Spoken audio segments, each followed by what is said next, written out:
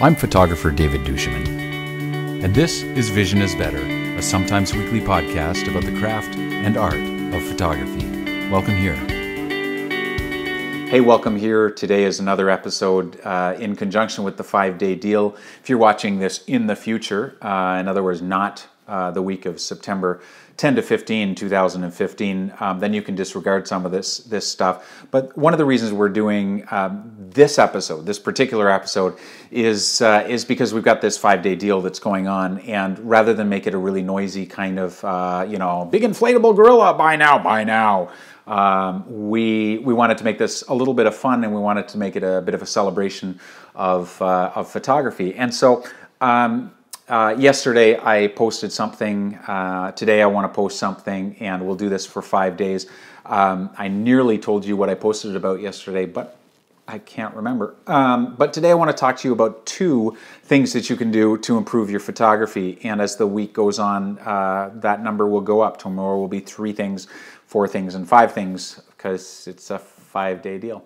And so the 2 things I want to talk to you about are these. And I really wish that I could give you something like, you got to buy the Leica, or you got to buy the sexy lens. But most of you know me well enough to know that that's not going to happen anytime soon.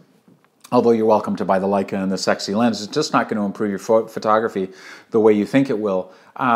There's one thing I want to say that will improve your photography, but I've said it before, so I don't want to say it again as part of my 2 things, but I'm going to say it anyway, and that is you need to print your work. That was the first thing I wanted to say, and like I said, I'm not going to say it, but I'm sort of parenthetically saying it. You got to print your work. If you're not printing your work as a photographer, you're missing an opportunity to learn from that work. Nothing in recent times as a photographer for me has improved my work as much as printing my work. You got to print it. You've got to live with it. Printing it itself is not the point, I don't think. It's the living with it. It's the being with your work, getting your hands on it, noticing the flaws, living with it enough that, because it's easy when it's you post it to Instagram. You don't keep the screen on and keep looking at it, but when you put it on your wall, or you put it somewhere on your desk or on a surface where you're constantly walking by it and reacting to it, it's amazing how quickly over 2 or 3 days that work becomes, the flaws become evident. The things that you thought were really great about it maybe aren't quite as strong. Printing your work and living with it will change your photography, I guarantee it. But that's not one of the 2 things I want to talk to you about, so consider that a bonus.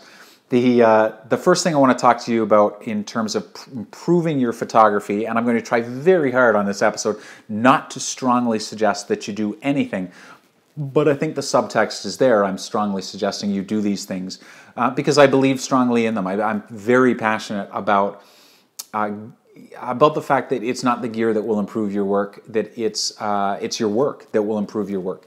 So the first thing is to be pickier. Over time, you will get past the oh my God, it's in focus and well exposed, let's put it on Flickr stage.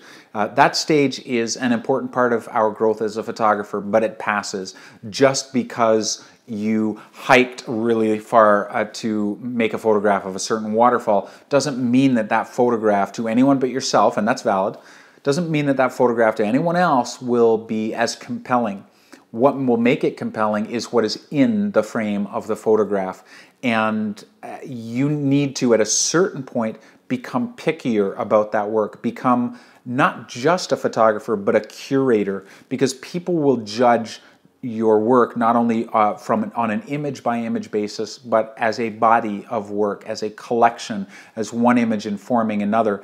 And if you can, at a certain point, look at your work, recognize that you're over I got to get it right, I got to get it perfect, you've learned to focus, you've learned to expose, and maybe go back and start pulling out some of that older work, learning from it, and then moving forward, be pickier, be less willing to accept where you have fallen a little bit short. I'm not talking about being a perfectionist. I'm the furthest from being a perfectionist. I'm talking about creating work that's in alignment with your value, in alignment with your vision. Of course, your vision would also be in alignment with your values, or it's not going to be authentic. But thinking about your vision, what do you want to accomplish, and being pickier with that. This is one of the things I put in my ebook 10. or maybe it was 10 more. But being pickier about your work will improve your photography. When you are less willing to accept compromise, when you are less willing to accept an image as, it's almost there, that will force you to push your craft. It will force you to examine your vision with a more scrupulous eye, and it will force you to create better work because you're just unwilling to accept anything less than. So get pickier. Just be willing to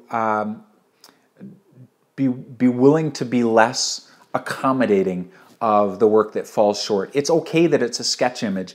It serves its purpose that you make it, but you don't have to show everyone. What you do have to do, I hope, is learn from it. Where did you fall short in this image? How is it not quite expressing your vision? Now put it aside, let it sit on your hard drive. You don't have to erase it. It's a valuable record of where you are now, and it will teach you, but let it be a teacher. Our best teachers are our failures, not our successes. So look at your work much more critically, and it will push you further than anything else will. It's a fuel that will that'll fuel your craft and push you further. I've probably beaten that one to death. The second thing is get more personal. There are so many photographs being made these days. And I'm not even going to get into the argument about, oh, everyone's got a camera, so everyone's a photographer. Yes, if you make photographs, you're a photographer. Stop being so friggin' elitist about this. Just because you're a photographer, however, doesn't mean you make good photographs. It doesn't mean you make authentic, living, vital photographs that mean something to you or to anyone else. All right? It's like being an artist. Oh, you know, so we're so precious about it. I love what I do. I love photography. But you know what? 16-year-old me who made some terrible photographs, he was a photographer too. And I don't know why I'm on this topic except that I'm just so tired of it. So forgive me for going on a tangent. Be more personal about it. That's what separates all of this noise. It's a signal to noise issue.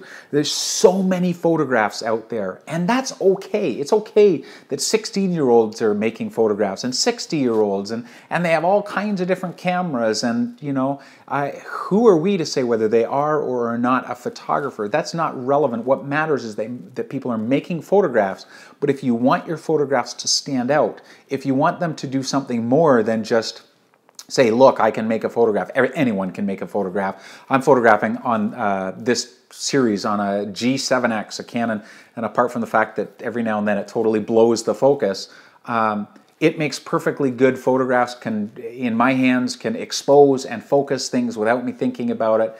And what makes the photographs that come out of this camera or my Leicas or my Hasselblad is that it's personal, that I care deeply about it. And just like getting pickier will push me to create photographs that are stronger and less compromising in their ability to express my vision, so too does being more personal, more willing to not photograph the things that are unimportant to you, and taking that time and making stuff that matters to you. You know, they say shoot what you love, and it's become trite, but the fact is, it's true. I'm on such a rant today about things. People are talking about, I'm so tired of hearing the word passion. You know what? I'm tired of hearing the word love. Of course, love is a cliche, but you know what? People are going to be writing about it for thousands of years if the human race endures. We have always written about love. It's one of the central longings and themes of humankind. Love is not cliche. What you do with love as a theme in your art might be cliche, but it's okay that you pursue that, and you don't have to, I'm so tired of this ironic stuff. You know, just say something that means something to you. If it's your cat, photograph your cat in a way that means something to you. And at least if it doesn't mean anything to 7 other billion people, it means something deeply to you. And there's a chance that if it means that much to you, it'll mean something to someone else. There is a way to photograph your children or your families or your father or your backyard. There are ways to photograph the things that you care about in a universal kind of way that people will also care, other people will care about. And that, to me, and my way is not the only way, that's what makes a strong photograph. Does somebody care? Does it show them the world in a new way? And why would you show them part of your world if you don't care about it? Does anyone ever say, oh my God, look at that, when it's something they don't care about? No, if you don't care, you're not saying look at that. So if you want your photographs to be stronger, if you want to improve your stuff, your craft will always improve. You will learn. If you can't focus your camera, you'll learn. You'll learn how to make a better exposure. You will, over time, learn to be creative with your composition and use the visual language. But first, have something to say. Have something you care about. And all of that other stuff, don't bother with it. Yes, there are some beautiful photographs being made out there about all kinds of different things. It doesn't mean you have to. Photograph the stuff that you want to, and that'll give you the freedom, it'll give you the time to photograph the stuff that's most important to you without having to worry about all this other stuff. Life is too short to be photographing all the stuff that you don't really care about. By all means, if you want to photograph it, photograph it. Make it your sketch stuff. Make them creative exercises. But when you show it to the world, put your best foot forward. Show us the stuff that you care deeply enough. You know, Seth Godin, who wrote a number of books, including one of my favorites, Lynchpin, he said, this could end up in crying. This could end up in tears. If our work is not important enough to dance about or cry about, it's not art. And so with the brief days that we have, and they will feel brief, wouldn't it be better to photograph things we care deeply about and are passionate about?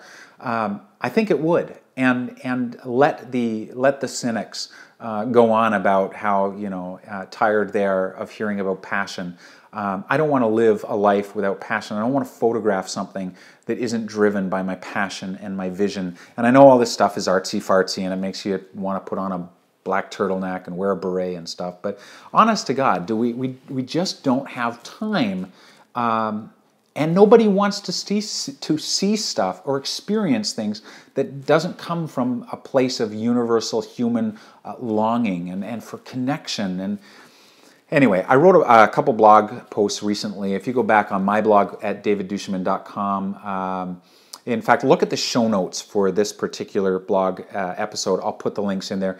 I asked 4 questions about next step. If you feel like you're at a point where you're saying, my work is ready to take a next step, these are 4 potential questions. They might not be the right ones for you, but these are 4 questions. Is my work authentic? Is my work vital? Is it alive? Is it narrative? Does it tell a story? Not every photograph tells a story, but story is powerful, and you might want to incorporate those tools. And then lastly, is my work unified? Does it work together to tell a bigger story, to tell something that people care more deeply about in a fuller, more textured, nuanced way? Those are 4 good questions for your next step. So if the 2 things that I've just mentioned to improve your photography, being pickier and being more personal, are making you sort of ask, okay, well, so what's the next stage? Those blog posts, and I'll link them in the show notes, might be helpful to you. The reason that we're celebrating this whole 5-day deal is because there is a great deal going on right now. It's the 5-day deal. All the information is in the show notes. Please, if you want to buy the 5-day deal package, it's incredible. It's thousands of dollars worth of stuff at a ludicrous price, and a lot of money is going to charity. We are putting 20% of what we earn as craftandvision.com towards a couple of projects, including the Kilgoris project, including the Boma project, both work in Kenya, and some of that is also going to fund some of my work for the Boma project, to do pro bono work with them and to pay expenses like getting myself and my assistant Corwin there and on the field to produce the work. So please do, if you're inclined, please purchase through us. If you want to share our affiliate link, I'd be so grateful. We, of course, make something on each sale, and a lot of that money is going to some really great causes. Join us tomorrow when I talk about something else. This has been a lot of fun. Thank you for those of you who've been watching the Vision is Better show for the last 15, 16 episodes. I'm getting more comfortable with the camera. I'm working out some of the quirks, and I think long term it's going to be a lot of fun. If you have questions, leave them in the comments. If you haven't already done so, please subscribe. Remember, gear is good, but vision's better. We'll see you next time.